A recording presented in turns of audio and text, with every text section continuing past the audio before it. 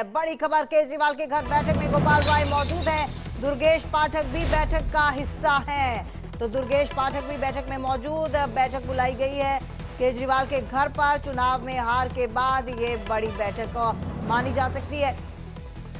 क्या अब हार का आंकलन होगा, किस वजह से हार हुई, मंथन किया जाएगा कि क्या कुछ त्रुटियां रह गई जिस पर काम करने की जरूरत है। आखिरकार इतने दिग्गज चेहरे जिन्होंने चुनाव हारा है, वो चुनाव क्यों हारे, कमी कहां रह गई, क्या जनता काफी ज्यादा त्रस्त हो गई थी। इन तमाम सवालों के जवाब शायद खुद से सवाल करके मिलेंगे और शायद इसीलिए बैठक रखी गई है।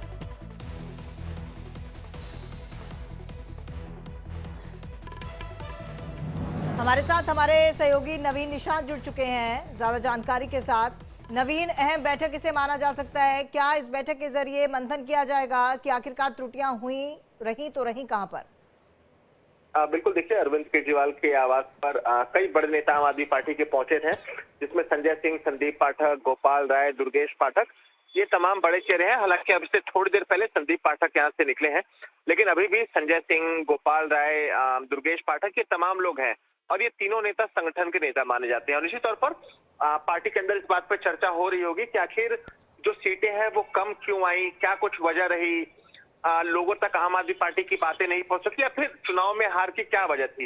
निश्चित तौर पर इन मुद्दों पर चर्चा हो रही होगी और इसके साथ ही साथ आगामी दिनों में आम आदमी पार्टी की विपक्ष के रूप में क्या भूमिका रहेगी, इस पर भी चर्चा होगी। क्योंकि गोपाल राय आम आदमी पार्टी के पुराने नेता माने जाते हैं, संगठन का भी उन्हें काफी अनुभव है। तो ऐसे में आने वाले दिनों में आम आदमी पार्टी क्या रूपरेखा रहेगी, पार्टी किन मोर्चों पर काम करेगी, इन तमाम मुद्दों को लेकर अंदर चर्चाएं हो रही हैं। और नवीन, सीटें कम होना और साथ ही साथ उससे भी बड़ी बात ये कि दिग्गज चेहरों का चुनाव हारना, शायद इस पर मंथन होना बेहद ज्यादा जरूरी है। बिल्कुल, देखिए अरविंद केजरीवाल, मनीष सिसोदिया, सत्येंद्र जैन, ये तीन ऐसे चेहरे थे जो दिल्ली आम आदमी पार्टी में टॉप 3 लेवल पे माने जाते थे, लेकिन ये तीनों नेता चुनाव अपना हार चुके हैं। और निश्चित तौर पर आम आदमी पार्टी इस चीज का आकलन करेगी कि आखिर इन सीटों पर क्या गड़बड़ी हुई, क्योंकि मनीष सिसोदिया की जो हार का मार्जिन था वो बहुत कम था। तो निश्चित तौर पर तमाम चीजों पर ये चर्चाएं होंगी कि आखिर क्या गलती हुई, किन बूथों पर हार मिली, उन बूथों की समीकरण क्या था, उनकी भूमिका क्या थी। निश्चित तौर पर आने वाले दिनों में आम आदमी पार्टी इन तमाम मुद्दों पर चर्चाएं करेंगी। बिल्कुल। और नवीन, ये तय है कि अब आने वाले दिनों में दिल्ली की राजनीति में बहुत ज्यादा चेंजेस देखने को मिल सकते हैं, क्योंकि बीजेपी और आम आदमी पार्टी जब विपक्ष में होगी तो बीजेपी पर एक के बाद एक करारा प्रहार भी करते नजर आएगी।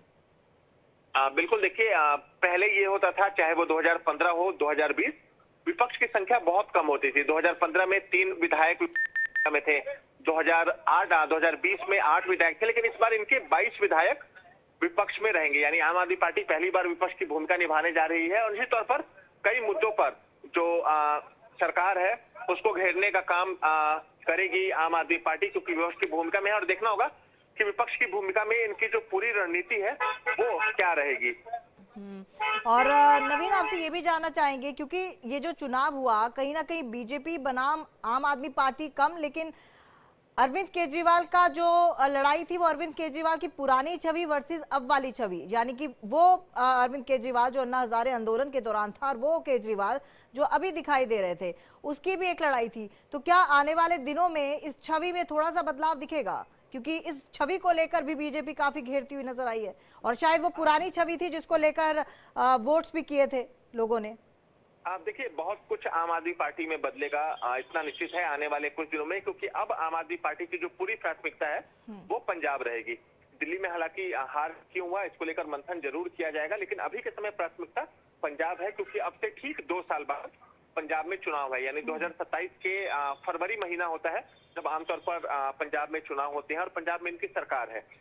तो निश्चित तौर पर अभी के समय इनकी पहली प्राथमिकता पंजाब को बचाना है, पंजाब में पार्टी में टूट ना हो, पार्टी इंटैक्ट रहे, ये कोशिश रहेगी। और निश्चित तौर पर अरविंद केजरीवाल भी ये जरूर देखेंगे कि आखिर गलती कहाँ हुई, क्योंकि न्यू दिल्ली विधानसभा बिल्कुल नवीन, इस पर इंट्रोस्पेक्शन होना बेहद ज्यादा जरूरी है। आपका बहुत बहुत धन्यवाद तमाम जानकारी के लिए।